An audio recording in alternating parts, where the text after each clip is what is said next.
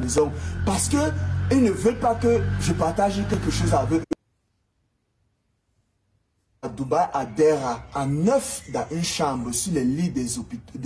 Vous connaissez les lits de l'hôpital là, non? On dormait à 9 dans une chambre. On était 7 Camerounais, un Guinéen et un Malien. Nous tous, on habitait dans ces chambres-là. Bon, quand ils sont arrivés, j'ai payé ma chambre pendant 7 mois. Donc, j'avais déjà payé ma chambre. Mais je n'avais pas d'argent. Je suis allé à Dubaï à cause du basket. Je suis allé à Dubaï parce que mes rêves, c'était d'être basketteur professionnel. Donc, me voilà ici maintenant arrivé à Dubaï. Mais ce qui est intéressant, c'est que avant que je ne quitte le Cameroun, je n'ai jamais joué au basket. Jamais. Jamais de la vie. Mais tout ce que je faisais, c'est que je travaillais 6 heures, 7 heures, 8 heures tous les jours. Bon, maintenant, je suis arrivé à Dubaï. Je suis avec les Camerounais et Maliens dans la chambre maintenant. Je suis arrivé maintenant, je suis allé dans tous les clubs de basketball. Tout le monde a refusé de me prendre parce qu'ils ont vu que moi, je ne sais pas bien jouer au basket. Bon, maintenant, je suis dans la chambre avec les Camerounais. Mon agent maintenant, quand j'avais l'argent, on préparait nous tous ensemble, on mangeait tous les jours ensemble. Chaque soir, on vivait comme une famille tous les jours ensemble. Maintenant, quand mon agent est fini, ils ont constaté que les clubs de basket ont refusé de me prendre parce qu'ils ont vu que je n'étais pas technique, mais je suis discipliné, je suis physique. Personne n'a refusé de me prendre. Maintenant, les Camerounais qu'on vivait ensemble, ils ont commencé à refuser de préparer la nourriture à la maison parce que ils ont voulu que moi, je parte baiser les femmes. Parce que les gens dans la vie, je ne sais pas pourquoi, les gens pensent que si tu as un corps musclé, ça veut dire que tout ce que tu as fait, ça allait baiser les femmes. Moi, je ne sais pas. Ils ont dit qu'il faut que parte chercher les femmes. D'autres même venaient même avec les filles philippinos me proposer. Je refusais. Maintenant, vous connaissez Adera, comme c'est le centre de Dubaï du commerce. Donc, tous les Africains qui viennent de l'Afrique, qui viennent pour acheter les choses, beaucoup de Camerounais, ils font ça. Donc, ils t'amènent dans la boutique, ils t'amènent à gauche, à droite. Si tu achètes quelque chose, après, tu lui donnes de l'argent. Moi, j'ai refusé de faire ça. Je les ai dit que c'est impossible, que moi, je crois en moi et à ma discipline et à Dieu. Je sais que Dieu va m'aider. Et ils m'ont dit que bon, il n'y a pas de problème dans la vie. Chaque personne porte son sac à dos, que ce n'est pas eux qui m'ont fait venir à Dubaï. Donc maintenant, ils ont refusé de commencer à manger à la maison. Mes frères, ils ne mangeaient plus à la maison parce qu'ils ne veulent pas que je partage quelque chose avec eux. Maintenant, comme moi j'étais pauvre, je n'avais pas l'argent, au nom de Dieu qui m'a créé, je sortais tous les jours, je partais dans les supermarchés, je n'ai pas volé de la nourriture, je mets dans mon caleçon le riz blanc, je rentre à la maison, je prépare le riz blanc avec le piment. Je mangeais souvent une semaine, je mange le riz blanc avec le piment. Mais mes jours préférés, c'était les vendredis. Dieu bénit les musulmans, parce que Dieu les bénit vraiment, parce que les musulmans qui mangeaient les nourritures, ils versaient les nourritures par terre à Dera chaque vendredi. Après avoir prié, tu sais, les musulmans, ils mangent toujours en groupe. Les nourritures qui tombent par terre, les poulets, les demi-poulets là, je vais venir, je vais ramasser tout ça, je vais mettre dans un plastique noir, je vais rentrer à la maison, je vais nettoyer ça, je vais mettre dans le congélateur. On dort à 9 dans une chambre. C'est comme ça que moi je vivais. Je vivais comme ça au moins pendant plus de 6 mois. Tous les jours, c'est comme ça que je vivais, mec. Mais fait Camerounais, tout ce qu'ils me proposent, c'est que il faut qu'on parte ensemble. Je n'ai pas fait le gardinage. Ils me disent que non, tu sais que tu n'es même pas talentueux. Nous, on est venus ici, là. Nous, on joue au football. On était tellement talentueux. Toi-même, toi, tu as grandi dans la rue. Tu penses que ça, c'est la rue ici. Ça, c'est Dubaï. Vos choses que vous faites dans la rue, ça peut passer ici. Ah, mais pas moi ici, tout là avec eux. Tous les jours, je souffrais. Parfois, un jour, j'ai pris le bus parce que ce que je faisais, c'est que je ne pouvais pas aller dans un même supermarché 2 fois pour voler. Parce que quand j'entre dans un supermarché, ce qui est impressionnant, c'est que quand tu me vois, je marche, je suis très bien habillé, j'ai les bijoux en or sur moi, mais je n'ai même pas 5 francs. Même 5 francs, je n'ai pas dans ma poche. Donc, je ne pouvais pas entrer dans un supermarché 2 fois parce qu'on me remarquait. Donc, ce qu'elle faisait, c'est que parfois, je prenais le bus, je partais, et même pour prendre le bus, je volais le bus. Un jour, j'ai pris le bus, maintenant, j'ai volé le bus, mais le contrôleur, c'est comme si on m'avait déjà remarqué. Le policier, il est venu m'arrêter. Il m'a mis les menottes. J'ai pleuré comme un enfant. J'ai pleuré, je me suis mis à genoux, j'ai arrêté les pieds du monsieur là, je lui ai supplié, le policier lui a dit qu'écoute, moi je vis en Afrique, moi je grandis dans la rue, je suis venu ici pour mes rêves, ça n'a pas encore donné. Et je lui ai dit que, et si tu sais que moi j'habite à Dera, et je suis venu loin du côté des Sharjah, pour ceux qui habitent à Dubaï, je suis venu loin du côté des Sharjah de Dubaï, pour venir voler de la nourriture dans le supermarché. Hein? Le policier là, il me regarde.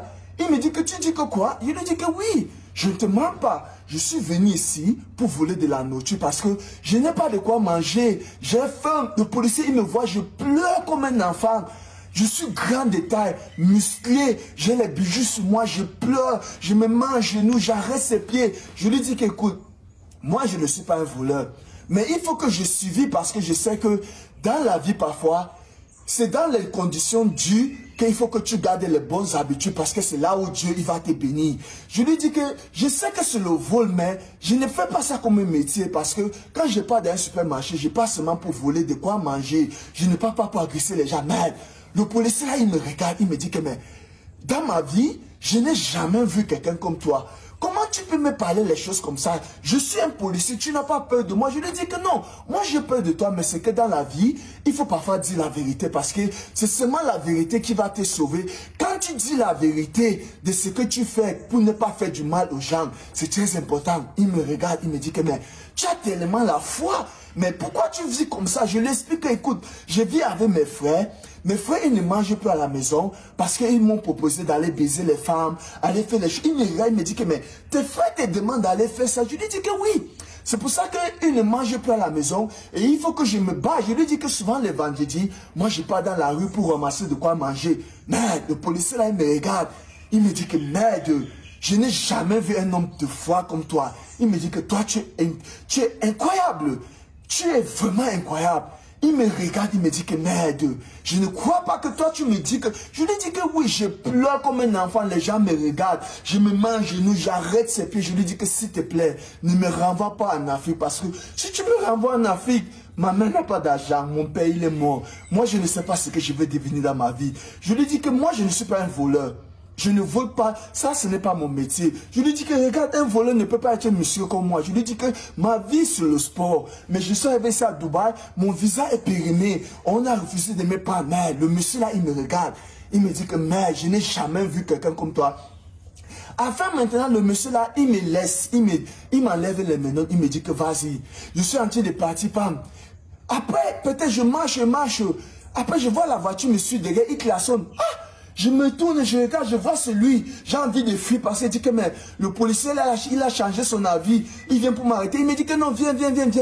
Je viens, le monsieur là me voit, il retire, au nom de Dieu, il retire 50 dirhams, il me donne, il me dit que prends l'argent-ci, il me dit que je te donne cet argent, pas pour t'encourager d'aller voler, mais je te donne cet argent parce que tu crois vraiment en toi. Il me dit que ça c'est vraiment très important dans la vie. Il me dit que dans la vie, c'est très important de croire en toi. Il me dit que, parce que tout ce que tu me parles là, il me dit que moi je suis un homme qui croit en Dieu. Ok? Mais ce que tu fais c'est mauvais, mais ce qui te sauve, qui me fait que je prends mon argent pour te donner, c'est ta foi. Il me dit qu'il faut vraiment croire en ce que tu fais. Il me dit que j'aime ça. J'aime voir quelqu'un que, malgré toutes les difficultés de la vie, il ne lâche pas. Il cherche toujours à vouloir survivre.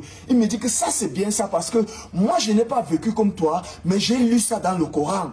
Il me dit que ça, c'est bien ce que tu fais. Il me dit que quand tu me dis que tu pars dans la rue, que Dieu bénit les musulmans, tu ramasses de la nourriture. Il me dit que ça m'a vraiment touché le cœur, que ça m'a blessé vraiment. Il me dit que prends cet argent. Va au supermarché, tu peux t'acheter de la nourriture, tu rentres à la maison. Il me dit que ne vole plus le bus, ok? Tu as compris? Je lui ai dit que oui. J'ai pris cet argent-là, je suis allé acheter de la nourriture, je suis rentré à la maison. Comme moi, je suis un homme que je me décourage jamais, j'ai toujours ma foi. Tous les jours, le club de basketball à Sharjah, que je suis d'abord allé là-bas, ils ont refusé de me prendre. Une autre fois encore que j'avais toujours faim, j'ai pris le bus. Cette fois-ci, j'avais peut-être même 10 dirhams qu'un Guinéen m'avait donné. J'ai pris le bus. Je suis allé maintenant dans le club de Sharjah là parce que j'attendais. Je suis allé pour voir un peu le match de basket. Comme ça, la nuit tombe avant que je vais aller dans un autre supermarché pour aller voler de la nourriture. Me voilà, j'entre dans le club là.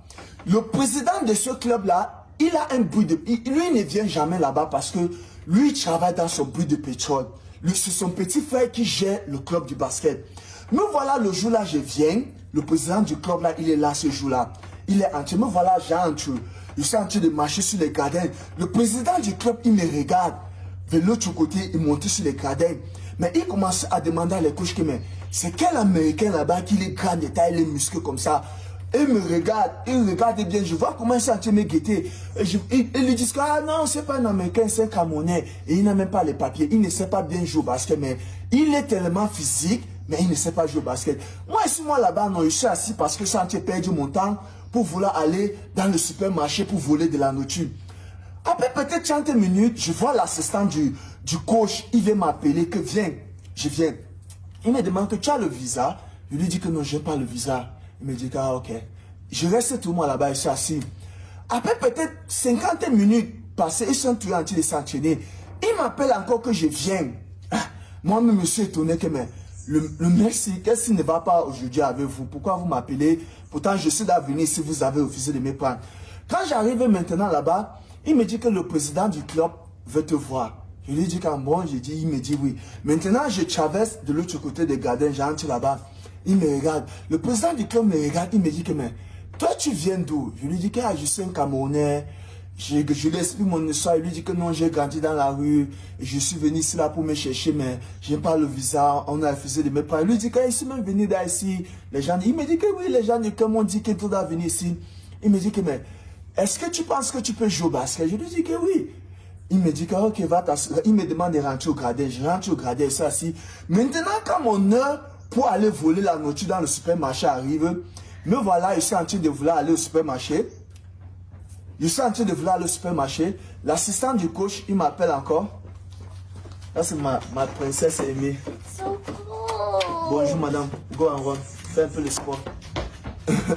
Le président... L'assistant du coach, il m'appelle, il me demande de venir. Je viens maintenant, je traverse de l'autre côté. Il me demande que ton visa est périmé depuis quand? Je lui dis que non, mon visa est périmé depuis au moins plus de 8 mois. Il me dit que ok.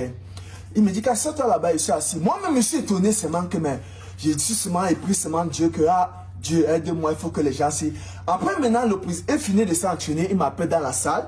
On entre dans la salle. Le président du club, il commence à parler en arabe avec son frère, avec les coachs. Moi, je suis là, mais moi, je suis seulement ébahi que mais les gens, s'ils sont en train de parler que de quoi? Eux parlaient entre eux. Après, maintenant, ils se tournent. Mais je vois son frère, il n'est pas trop content. Mais le président, il ne fait qu'insister. Mais moi, je ne comprends rien de tout ce qu'il parle. Après, maintenant, il me demande, l'assistant du coach me demande que bon, reviens demain ici avec ton passeport. Je lui dis qu'il n'y a pas de problème. Je sors maintenant, moi, je suis en train de prendre ma route pour aller, moi, dans le supermarché, pour aller voler de la nourriture, pour rentrer à la maison. Dans le parking que je suis en train de partir, je comprends comment quelqu'un klaxonne. Madame, continue à do your workout. Je comprends comment quelqu'un klaxonne la voiture. Pom, pom, pom, pom. Je me regarde. Il baisse les vitres, je veux voir sur le président du club. Il me demande de venir. Je viens. Le président du club, il me dit qu'écoute, moi, je ne vis pas ici. Je n'ai pas l'habitude de venir ici, mais c'est comme si c'est Dieu qui m'a envoyé ici, là, aujourd'hui pour toi, parce que moi, je t'aime beaucoup. J'aime ton énergie, j'aime ta foi et j'aime la façon que tu es fier de ce que tu es, que tu me parles, tu me dis que tu as grandi dans la rue, donc tu es ouvert avec toi-même et tu as confiance en toi. Il me dit que c'est ta confiance en toi qui me fait que j'ai demandé que on te prend, on va te former avec les juniors. Parce que comme tu es physique, parce que l'assistant du coach a dit qu'il peut faire quelque chose avec toi. Le président du club me dit que bon, et le président du club, il envoie ses mains dans sa poche, il retire 5000 dirhams, il me donne. God bless. Il faut avoir la foi dans la vie. Il faut toujours croire ce que tu fais.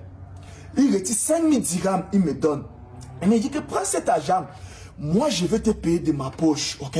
Va, tu vas t'acheter quelques paires de tennis et quelques habits. Tu reviens ici, là. Il me dit que j'aime ta foi, j'aime ta détermination. Moi, je parle toutes ces histoires pour vous dire que dans la vie, faut jamais se décourager. Il faut comprendre que dans la vie, c'est dans les moments de difficulté que Dieu va te bénir. Parce que c'est très facile dans la vie de garder les bonnes attitudes quand toutes les choses marchent bien. Mais Dieu, il te bénit, il te fait grandir dans les moments de difficulté. Dans les moments que tout ne marche pas bien, mais tu ne changes pas ton avis. Tu gardes toujours ta foi. Tu crois toujours en lui et le travail. Parce que dans la vie, c'est le travail qui paye. Pas la sorcellerie, pas la magie. Il ne faut pas comprendre ce que les gens disent. Il ne faut pas écouter les gens, ce que on dit des autres. Même si tu pars quelque part, même si tu trouves les gens là-bas qui sont venus comme toi, ils n'ont pas pu faire quelque chose. Ne les regarde pas. Concentre-toi sur toi. Rappelle-toi que chaque personne a sa part de chance. Mais beaucoup de gens aujourd'hui, eux perdent les chances que quand ça arrive que ils arrivent quelque part, ils oublient d'abord qu'il est dans une nouvelle ville. Ok? Quand tu pars dans une nouvelle ville comme en Europe, madame, continue de la workout. Quand il part dans une nouvelle ville comme en Europe ou bien aux États-Unis, tu dois comprendre que les choses sont nouvelles là-bas. Ce n'est pas impossible. Ça va prendre du temps. Mais c'est dans les moments comme ça que Dieu voit vraiment si toi tu aimes ce que tu fais. Parce qu'il y a une chose de parler avec la bouche quand toutes les choses donnent bien.